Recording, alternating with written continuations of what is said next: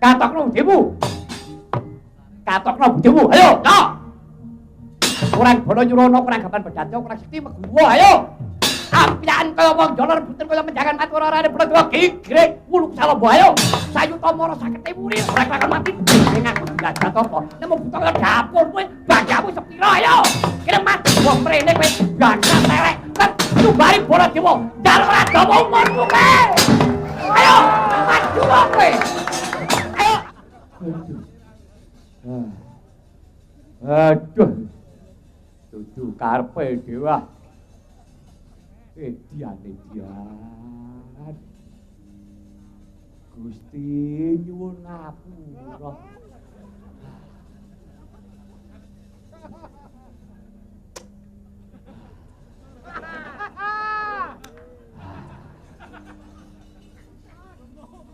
Age numoni aku ratu nek kaya ngono kuwi jan wong mumpuni sak apa-apane. Nuwun sewu. Jenenge nek perang lambene kok ora mretoli tangane ngantemi sikile ndupaki lambene unek-unekke kok maju bar. Nek barune nek pijet entekke dit pira. Pancen diketok tenan. Bar mati wujude. Mesabari meneh kowe. Kowe iki karepmu iki arep piye? Ora kena taeman kowe. Yo, ora kena taeman. Wis sumo namamu piye? Wis angok-angok karasan. Nyidam terbelo ayo. Ora mikat jadwal.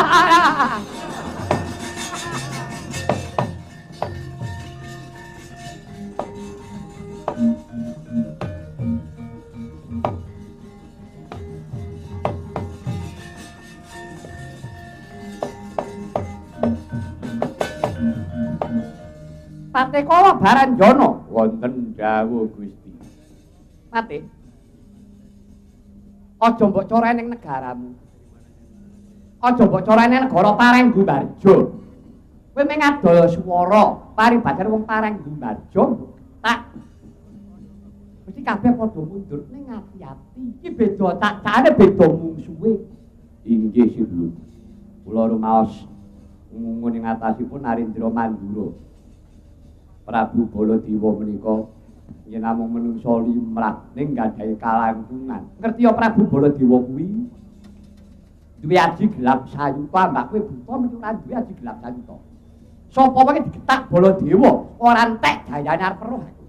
Panjen inggih dereng dipun menapak-menapaken nembe dipun pentelengi untuk lan dipun krasa ngunjuk. Menika napak-napak nih nembe dipun pentelengi ngoten mawon. Weteng kula anak kula. Mundur. Rampungane dhewe perkara iki.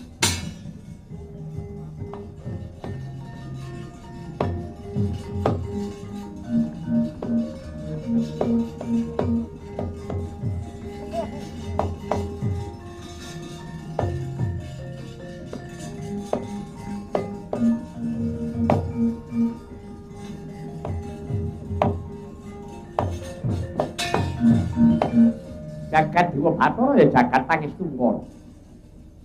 Para prajurit Pancala kalbu Penata Mandura Prabu Baladewa. Ya, aja sumbar mangu tanding. Aja girang-girang guyu keplok tangan banting sikil gedruk-gedruk supaya kuwi guyu damu. Nanging ora ngerti ya. Ayo, kasektenku tandingana, kuat nadai jemparing kusara ngaruta. Ora kelakon kendang kapratondang.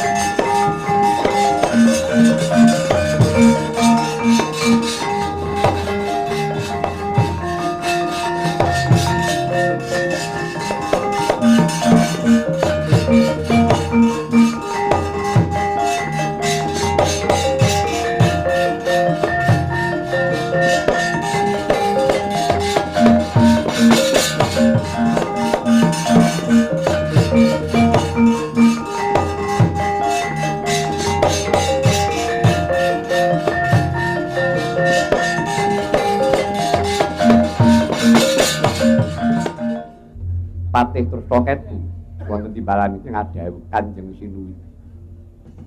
Piye patih? Lakon kok kaya mengkene, saya suwe, saya giwis. Saya tapis perjurit Pancala. Kurangane apa Sinuwunata Mandura Prabu Baladewa sing duweni kasekten luwih bisa kendhang kapracundang Sumuruga Raden Setyaki. Wangune Sinuwunata Ndrawati Prabu Sri Bathara Kresna nungka kawan kendhange kadhange Werda Prabu Baladewa iki mau. Terus ingsun iki kudu kepiye, Patih?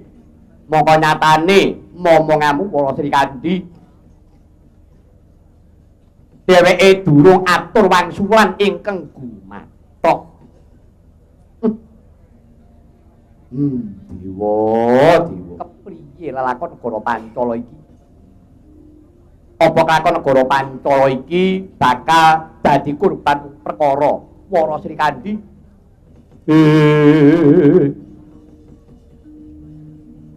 Kakyatri sang kapirang urinang pol kinempit kempit dosa ngertaning dawana anakku kira anakku Sri Kandi kamu nonton timbalan iki ngadawu mbok wis tongger kowe ora bebarung sinang kowe ora susah matur ngersane ingkang Rama Kanjeng Ibu. Kula iki tumutangga jawab lampahan menika Kanjeng Ibu menawi kula boten saged ngrampungaken perkawis menika tegesipun kula menika ingkang dados tok sumbering dawuh. Kula ingkang dados tok sumbering dawuh lho Kanjeng Ibu. Nanging ora mengkono ngeling ana kowe bocah wadon. Kowe iki bocah wadon grubyuk kabutan pinjuk. Nanging boten kedah mekaten. Pangandika ingkang kados ngaten menika tetela ngremehaken dumateng para putri. Menika ngremehaken dumateng para wanita. Alah kuwi apa meneh kuwi. Mangsaku kok werna-werna kene durung rampung malah mburi umek karepe dhewe. Ora ngono ki ning apa? Nane kok bebarung sineng nyaru-nyaru wus. Oh ya wis. Dayi Gondowati. Ora susah kowe iki ngendika sing akeh-akeh.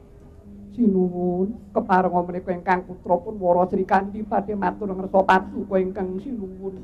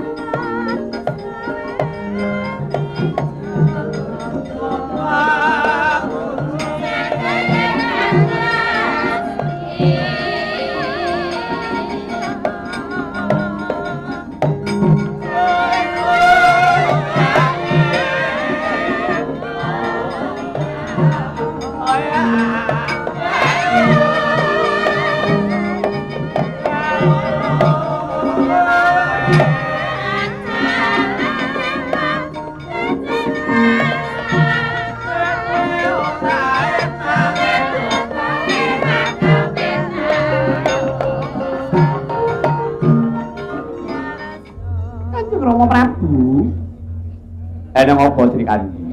Kanjeng Rama. Wiwit wonten ing Pasewakan Agung. Rikala dinresepati ingkang sampun kepengker ngantos dumugi ngri kelenggan menika wonten pancakara wonten peperangan. Tetela ingkang dados tok sumbering dawuh tok sumbering dardah menika boten wonten marang kejawi namung kula Kanjeng Rama. Iya. Kanjeng Rama. Menawi to kula dinten menika dados tok sumbering perkawis parenga Kanjeng Rama kula badhe nderek ngetingaken dharma bekti kula wonten negari Pancala Kanjeng Rama. Sri Kandi. Kula wonten dawuh. Nadyan to lakon negara Pancala iki gawat ning aku ora bakal ngurbanke anak. Aku ora bakal ngurbanke mengke putra-putraku tetep anakku Mukti Nyakrawati Mbau Dendha. Nadyan iki sing dadi tuk sumbering perkara kuwi Wara Srikandi. Nanging niatku dina iki bakal tak sandang pribadi ibaratnya aja nganti ngembet daging waras. Kanjeng Rama. Piye Srikandi? Menapa paduka Kanjeng Rama supe lali perkara apa? Nalika semanten paduka Kanjeng Rama menika sampun ningan dumateng kula. Menawi boten kentu, rikala semanten paduka Kanjeng Rama menika badhe peputra kancan kula. Ngantos paduka menika nyuwun wonten kersanipun jagat. Pendharipun Kanjeng Rama ngendikaaken ngantos tarak brata wonten madyaning wana. Minggaga medhun jurang. Ingkang saperlu nyuwun wonten kersanipun Gusti mugi-mugi naringan putra inggih menika ingkang bekti dumateng Sang Maha Agung. Angka kalih ingkang sulistya ingkang angka tiganipun ingkang migunani tumrap dumateng bangsa lan negarinipun. Inggih ngaten menapa boten Rama? Iya, pancen ya kaya ngono kuwi. Lah menawi ngantos kudanganipun Kanjeng Rama menika badhe kula wujudaken. Menapa kula lepat Kanjeng Rama? Lan menawi paduka Kanjeng Rama menika tansah leliting dumateng kula, menawi ngaten prasetyanipun Kanjeng Rama kudanganipun dumateng Wara Srikandi menika boten wonten buktinipun. Lajeng nyatanipun bendang menapa? Kanjeng Rama inggih kanthi kekudanganipun Kanjeng Rama mekaten kala wau Rama menika ingkang dados panggugaing raos kula kedah tumut cawe-cawe Srikandi bocah wadon. Menapa istri menika boten dipun paringaken nyangkut jejibane negari to Rama? Menapa namung priya kemawon ingkang saged badhe ngrampungaken perkawis? Menapa kados kula menika boten dipun paringaken? Lho yo kena pancen. Ning karepmu ngono nggih.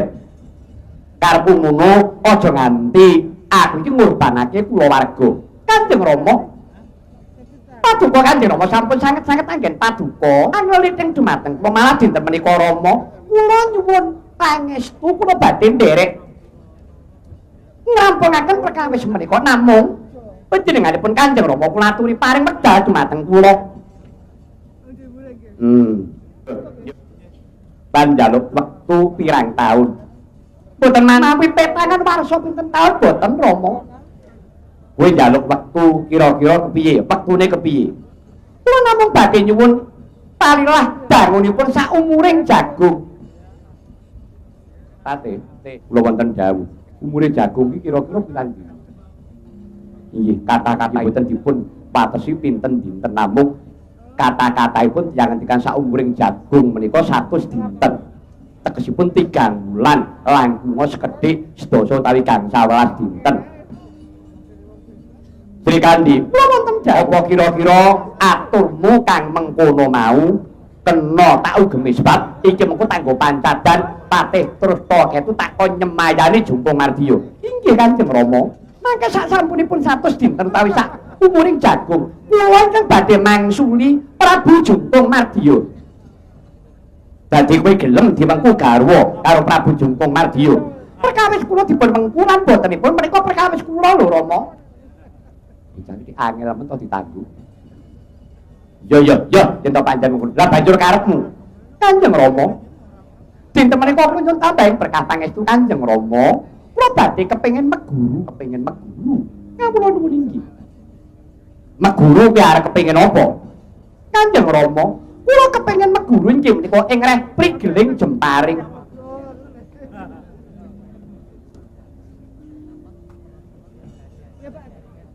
Kowe kuwi bocah wadon. Bocah wadon iki akeh gunane, akeh sambikalane. Jenenge wong meguru manah. Wong manah kuwi pancen diciptahaning satriya, diciptahaning para priya. Mbok ora susah kaya mengkono iki kepiye to Srikandi? Mboten Rama, menika sampun dados antep prasetyane manah kula. Lah banjur tukmu meguru manah menyang sapa? Kanjeng Rama, kula mireng dedongengan. Satriya ingkang kedunungan prigeling jemparing menika namung kalih. Ya, siji. Siji, inggih menika Narendra Pareng Gelung. Setunggal Narendra Pareng Gelung Prabu Pagunadi. Lho, Prabu Pagunadi kawula nuwun inggih. Angka loro. Angka kalih inggih menika Raden Paguna. Oh iya, Paguna karo Pagunadi. Kawula nuwun inggih.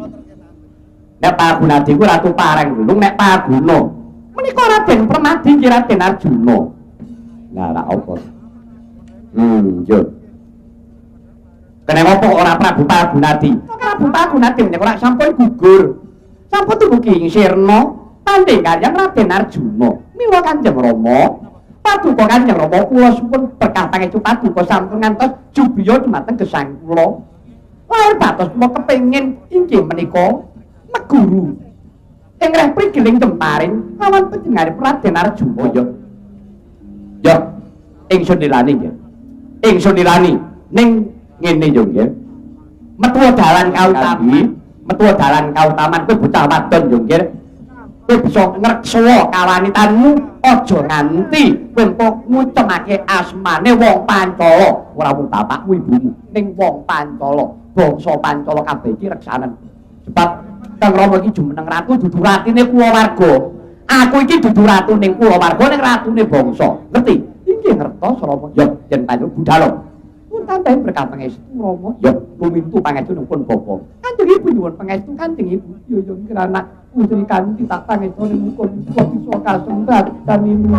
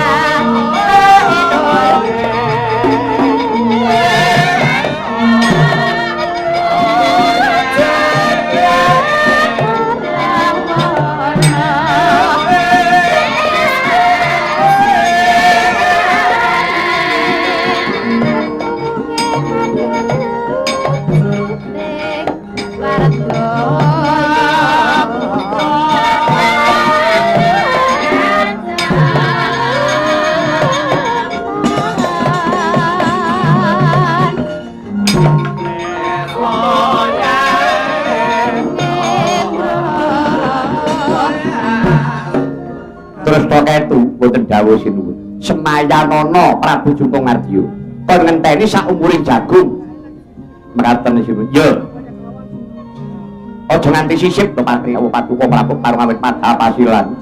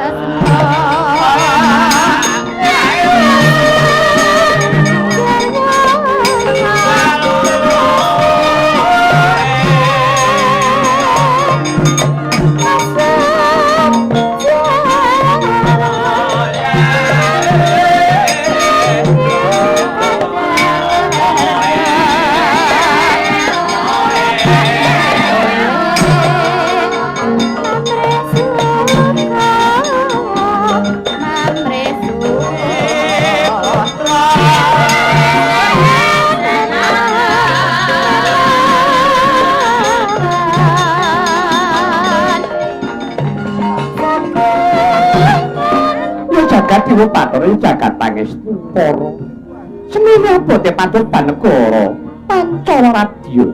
Ya, antep prasetyan ngatiku ora ana guru nadi ing reh prigeling jemparing. Kajaba amung kadang panengah Pandhawa ingkang kasih Raden Arjuna, ya Raden Permadi. Supaya kanggo ngedhake panyakra bawa.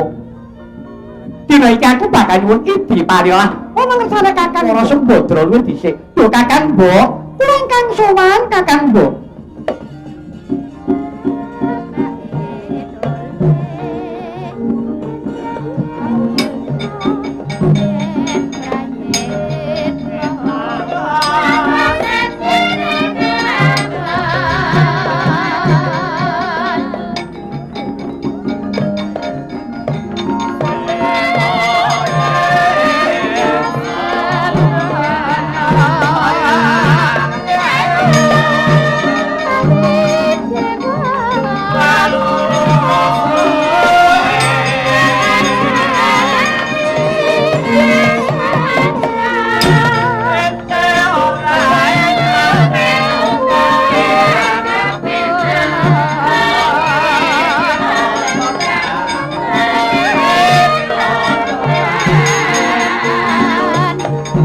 Ayo.